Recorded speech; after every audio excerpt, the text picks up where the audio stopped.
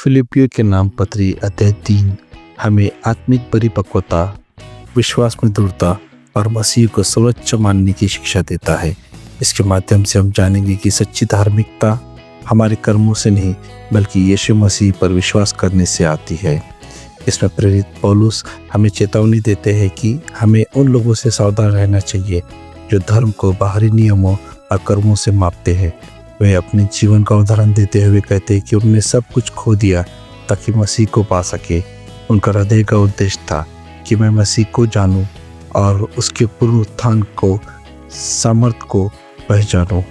वह हमें सिखाते हैं कि मसीह जीवन एक दौड़ के समान है।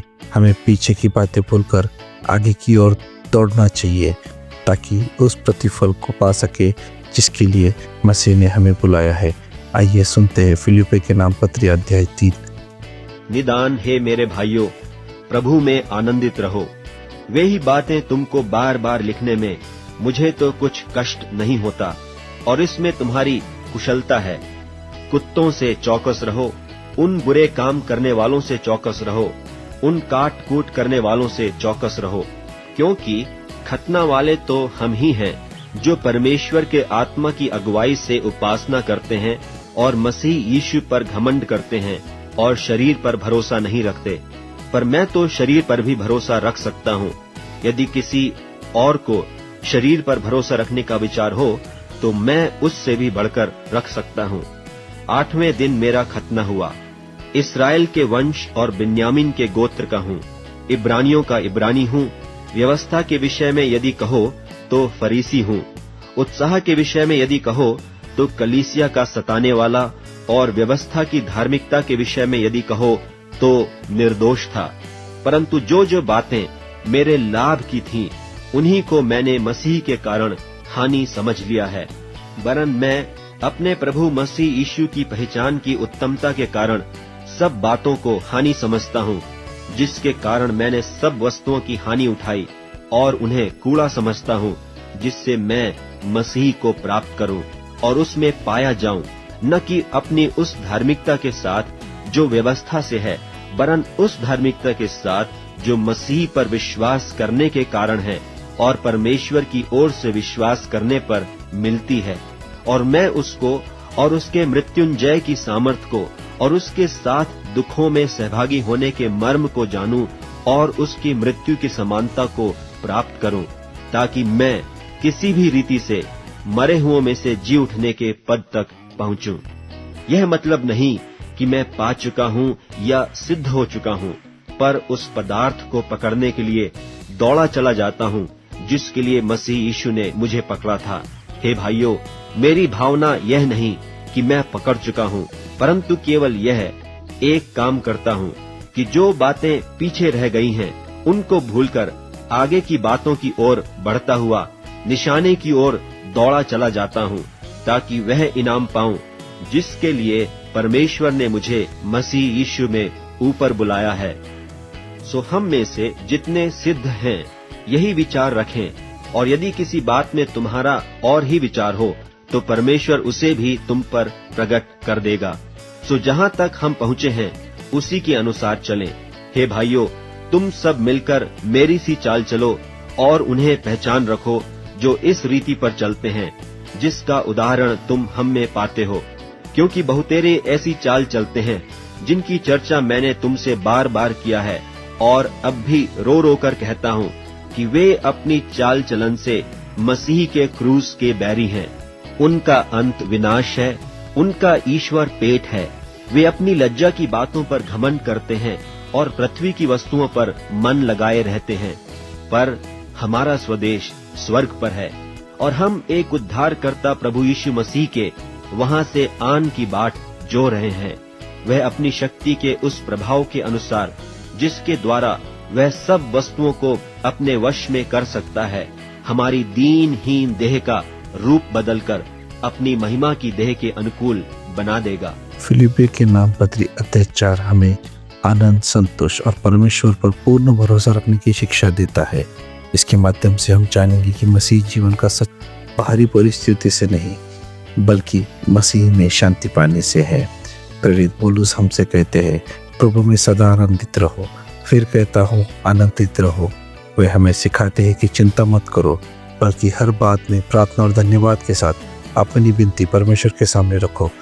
तब परमेश्वर की शांति जो समझ से परे है हमारे हृदय और हमारे मन को संभालेगी, हमारी रक्षा करेगी। पौलुस यह भी साझा करते हैं कि हर परिस्थिति में संतोष करना सीख लेना चाहिए, चाहे अभाव हो या कमी, क्योंकि वे कहते हैं मैं सब कुछ मसीह के द्वारा कर सकता हूँ जो मुझे सामर्थ्य देता है। आइए सुनते हैं फिलिप्पियों के नाम पत्री अध्याय 4। इसलिए हे मेरे प्रिय भाइयों, जिनमें मेरा जी लगा रहता है, जो मेरे आनंद और मुकुट हो, हे प्रिय भाइयों, प्रभु में इसी प्रकार स्थिर रहो। मैं यूओदिया को भी समझाता हूँ और सुन्तुखे को भी कि वे प्रभु में एक मन रहें। और हे सच्चे सहकर्मी, मैं तुझ से भी विनती करता हूँ कि तू उन स्त्रियों की सहायता कर, क्योंकि उन्होंने मेरे साथ सुसमाचार फैलाने में क्लेमेंस और मेरे उन और सहकर्मियों समेत परिश्रम किया, जिनके नाम जीवन की पुस्तक में लिखे हुए हैं। प्रभु में सदा आनंदित रहो। मैं फिर कहता हूँ, आनंदित रहो। तुम्हारी कोमलता सब मनुष्यों पर प्रकट हो, प्रभु निकट है। किसी भी बात की चिंता मत करो, परंतु हर एक बात में तुम्हारे निवेदन, प्रार्थना और विनती के द्वारा धन्यवाद के साथ परमेश्वर के सम्मुख उपस्थित किए जाएं। तब परमेश्वर की शांति जो समझ से बिल्कुल परे है, तुम्हारे हृदय और तुम्हारे विचारों को मसीह यीशु में सुरक्षित रखेगी। निदान हे भाइयों, जो बातें सत्य हैं और जो बातें आदरणीय हैं और जो बातें उचित हैं और जो बातें पवित्र हैं और जो बातें सुहावनी हैं और जो बातें मनभावनी हैं, निदान जो सद्गुण और प्रशंसा की बातें हैं, उन्हीं पर ध्यान लगाया करो। जो बातें तुमने मुझसे सीखी और ग्रहण की और सुनी और मुझ में देखी, उन्हीं का पालन किया करो। तब परमेश्वर जो शांति का सोता है, मैं प्रभु में बहुत आनंदित हूँ कि अब इतने दिनों के बाद तुम्हारा विचार मेरे विषय में फिर जागृत हुआ है। निश्चय तुम्हें आरंभ में भी इसी का विचार था, पर तुम्हें अवसर न मिला। यह नहीं कि मैं अपनी घटी के कारण यह कहता हूँ, क्योंकि मैंने यह सीखा है कि जिस दशा में हूँ उसी में संतोष करूँ।